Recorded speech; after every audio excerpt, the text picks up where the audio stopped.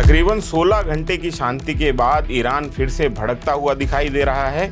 Iran ने Israel पर लगातार मिसाइलें दागनी शुरू कर दी हैं। आज 1 अप्रैल 2026 की तारीख है। युद्ध का 33वां दिन है। हम लगातार ये कोशिश करते रहे हैं युद्ध में कि जो भी 24 घंटे की बड़ी खबरें हों, बड़ी अपडेट्स हों, वो आपके सामने रखें और उनका विश्लेषण आपके सामने रखें।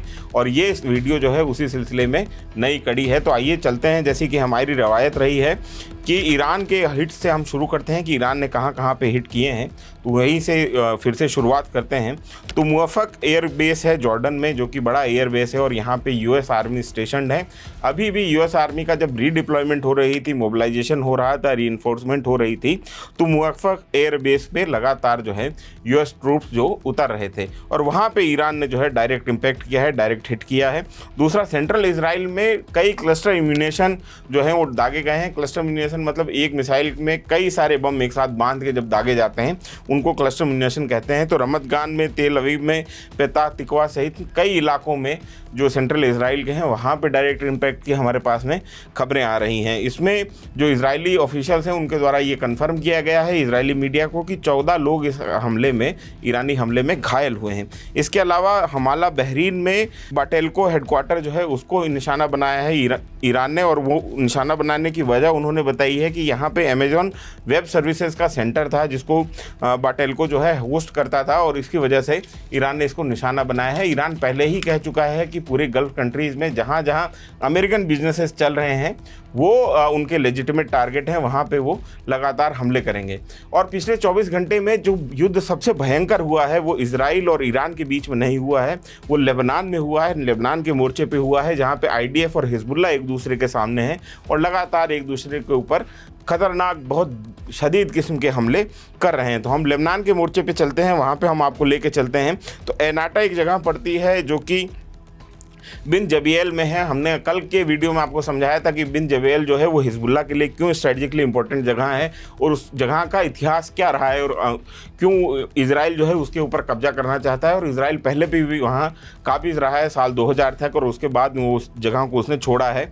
तो बिन जबीएल में जो है एक जगह पड़ती है एनाटा, वहाँ के नॉर्थ से फिर से एक कैंपेन जो है वो जारी की गई आईडीएफ की तरफ से। आईडीएफ दरअसल क्या कर रहा है कि बिन जबीएल को एक तरीके से घेरेबंदी उसकी कर रहा है ताकि वो बिन जबीएल को अपने कब्जे में ले सके, वहाँ से हिजबुल्लाह को खाली करवा सके। और बिन जबीएल वो जगह है जिसको हिजबुल्लाह अपनी राजधानी कहता है।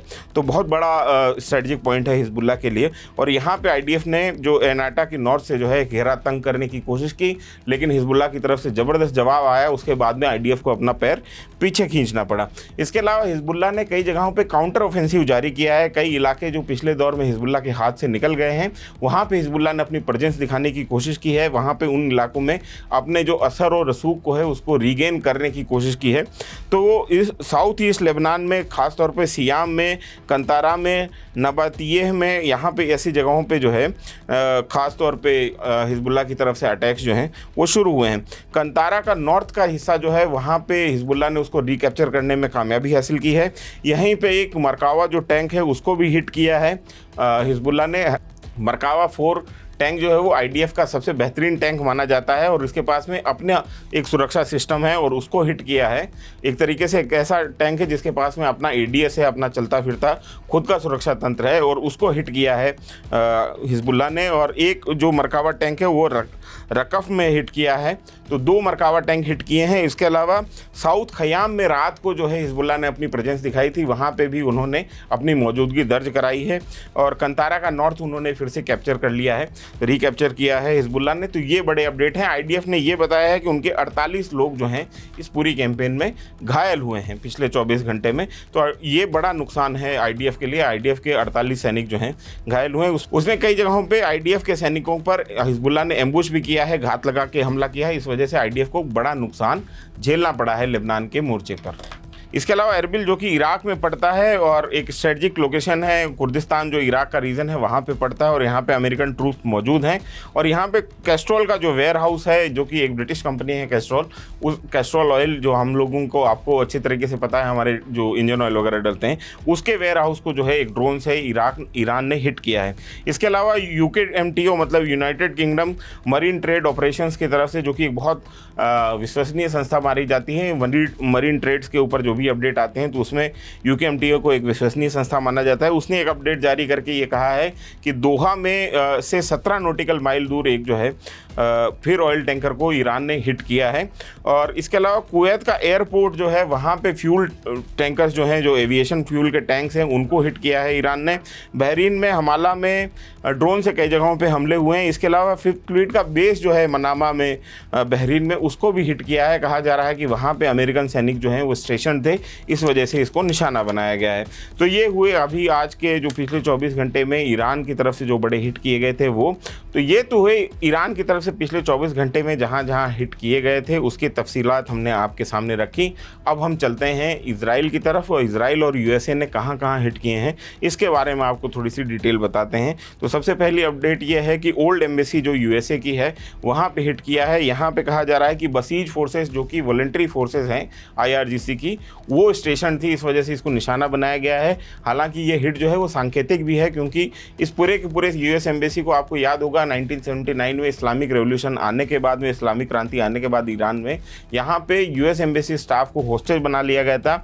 और ये होस्टेज संकट 400 दिन से ज़्यादा चला था, और उसके बाद में ये होस्टेज संकट सॉल्व हो पाया था। और उसके बाद में ईरान और यूएसए के बीच में तमाम जो डिप्लोमेटिक टाइज़ हैं वो पूरी तरीके से ख़त्म हो गई थी, और तब से अभी तक ख़त्म ही हैं। और वो यूएस जो ओल्ड एम्बेसी है यूएस की, उसको निशाना बनाया गया है। और यहाँ पे इस्लामिक रेवोल्यूशन का म्यूज़ियम भी बना हुआ है। तो ये सांकेतिक भी है ये स्ट्राइक, और इसके अलावा स्ट्रेटजिक तो है ही, क्योंकि बसीज फोर्सेज यहाँ पे हैं, तो इसको निशाना बनाया गया। इसके अलावा तेहरान को लगातार निशाना बनाया जा रहा है। कई जगहों पे तेहरान में हमले हुए हैं, कल रात को भी 31 मार्च को, फिर आज सुबह जल्दी हमले किए गए थे इजराइल की तरफ से। जहाँ पे चिदगर का इलाका है, चिदगर लेक का जो इलाका है, वहाँ पे हमको विजुअल कन्फर्मेशन है कि वहाँ पे हमले किए गए। इसके अलावा नॉर्थ ईस्ट तेहरान में हमले किए गए, साउथ तेहरान में हमले किए गए, तो तेहरान को एक बार फिर से निशाना बनाया गया है।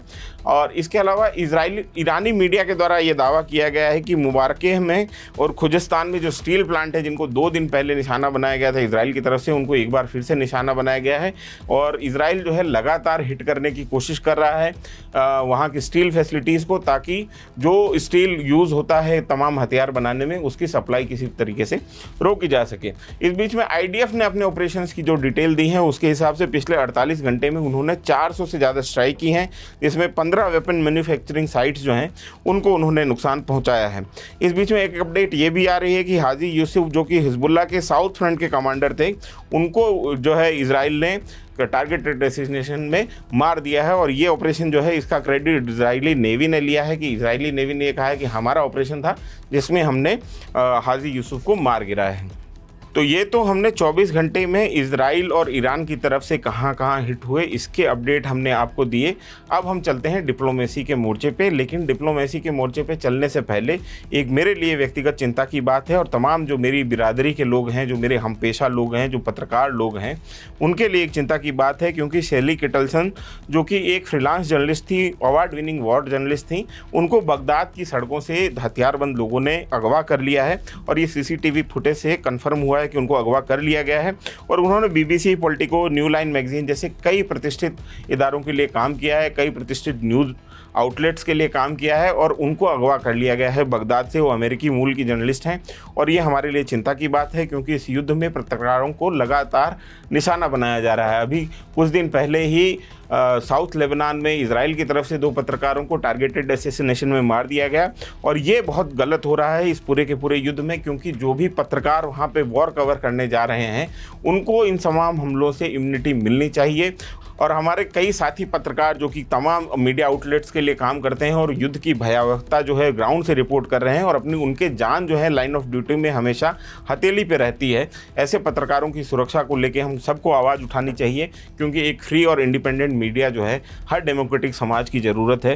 तो शेली किटलसन अपने जहाँ पे भी हों वो सुरक्षित हों, ऐसी हम कामना करते हैं। क्योंकि ये बार बार हमें डैनियल पर्ल की याद दिलवा रहा है कि डैनियल पर्ल का जो इंसिडेंट हुआ था जिसमें पाकिस्तान में, तो वैसा कुछ ना हो हो जाए बगदाद में, इसका हमें जो है डर हमेशा बना हुआ है। तो सैली किटलसन की सुरक्षा के बारे में हम चिंतित हैं। और तो यहाँ से चलते हैं अब डिप्लोमेसी के मोर्चे की तरफ।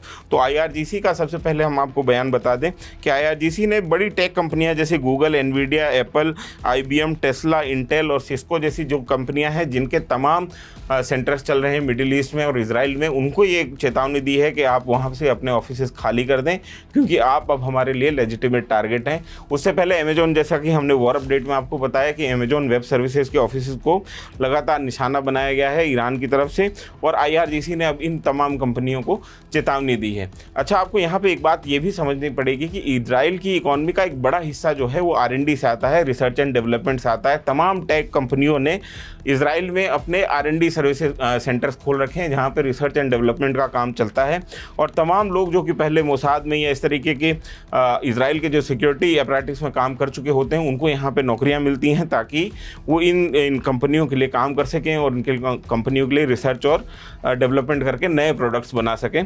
तो ये बड़ा हिस्सा है इजराइल की इकॉनमी का, और इसको अब जो है निशाना बनाने की कोशिश जो है IRGC की तरफ से की जा रही है। दूसरी तरफ अब हम लोग चलते हैं ट्रंप के बयानों के ऊपर। डोनाल्ड ट्रंप जो कि अमेरिका के राष्ट्रपति हैं, उनके बयानों के ऊपर तो उन्होंने ट्रुथ सोशल के ऊपर लिखा है कि नई रिजीम के जो प्रेसिडेंट हैं वो शायद सुप्रीम लीडर नहीं लिखना चाह रहे होंगे, तो उन्होंने इस तरीके से लिखा है कि नई रिजीम के जो प्रेसिडेंट हैं वो पहले वाले अपने जो प्रेडिसेसर हैं उनसे जो पहले थे या उनके पिता ही थे उनसे जो है कम रेडिकल जान पड़ते हैं, और वो हमसे सीज़ फायर की रिक्वेस्ट कर रहे हैं, लेकिन हम तब तक सीज़ फायर नहीं करेंगे जब तक स्ट्रेट ऑफ हॉर्मुज़ खाली नहीं हो जाता। उसके बाद वो धमकी देते हैं, कहते हैं कि अगर ऐसा नहीं हुआ तो हम लगातार आप पे बम बरसाते रहेंगे और आपको स्टोन एज में ले जाएंगे, आपको पाषाण काल में ले जाएंगे। स्टोन एज में ले जाने का की जो धमकी है ये अमेरिका की बहुत फेवरेट धमकी है। इसको कई जगहों पर उन्होंने इस्तेमाल किया है, अफगानिस्तान में भी इस्तेमाल किया है। जब भी किसी भी देश को उनको डराना होता है तो उनका फेवरेट डायलॉग यही है कि हम आपको स्टोन एज में ले जाएंगे, हम आपको पाषाण काल में ले जाएंगे। तो ये धमकी जो है ट्रंप के द्वारा फिर से जारी की गई है ईरान के खिलाफ। इस बीच में कियर स्टारमर जो हैं, जो कि ब्रिटिश प्रधानमंत्री हैं, उन्होंने अपने देश को संबोधित करते हुए राष्ट्र का नाम जो संबोधन दिया उसमें साफ साफ कहा कि ये हमारी जंग नहीं है, हम ऐसी किसी भी जंग में हिस्सा नहीं लेंगे जिससे हमारे नेशनल इंटरेस्ट जो है, हमारे राष्ट्रीय हित ना जुड़े हों। तो उन्होंने साफ कह दिया है कि ब्रिटेन जो है वो इस ईरान, इजराइल और USA की जंग में पार्टिसिपेट नहीं करने जा रहा है। हालांकि ब्रिटेन बहुत असमंजस की स्थिति ब्रिटेन ने दिखाई है जब उसका बात आती है कि उसके बेसेस जो हैं अमेरिका के द्वारा इस्तेमाल होंगे या नहीं, तो वहाँ पे ब्रिटेन जो है असमंजस में पड़ता हुआ दिखाई देता है। कई बार वो कहता है कि नहीं करने देंगे, कई बार वो कहता है कि करने देंगे। फिलहाल जो है ब्रिटिश बेसेस का इस्तेमाल USA कर रहा है।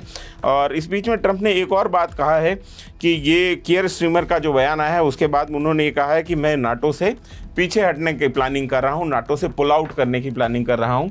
अब आप ये समझिए कि नाटो में जो दरार है वो बहुत बड़ी दरार है, और ये बहुत मजाकिया स्थिति है कि यूक्रेन के ऊपर रशिया ने वॉर इसीलिए छेड़ा था, या यूक्रेन और रशिया का कॉन्फ्लिक्ट इसीलिए चल रहा है क्योंकि यूक्रेन को नाटो का पार्ट बनाया गया था, और जिस नाटो का पार्ट बनाया गया था वो नाटो खुद अब बिखरता हुआ दिख रहा है ट्रंप के आने के बाद में। तो ये स्थिति फिलहाल बन रही है।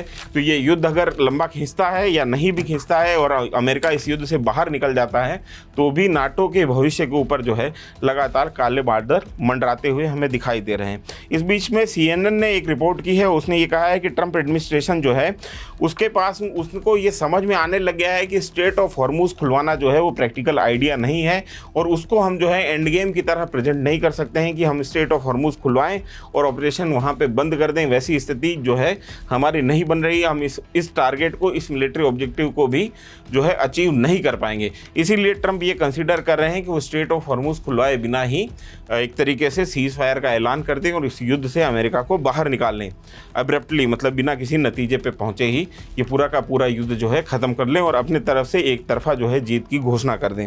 इस बीच में कनाडा के जो प्रधानमंत्री हैं मार्क कार्ने, उन्होंने साफ साफ ये कहा है कि इजराइल जो साउथ लेबनान में ऑपरेशंस कर रहा है वो ऑपरेशंस इलीगल हैं, और साउथ लेबनान में इजराइल का घुसना जो है वो किसी भी तरीके से लेजिटिमेट नहीं कहा जा सकता, किसी भी तरीके से इसको जायज़ नहीं ठहराया जा सकता है।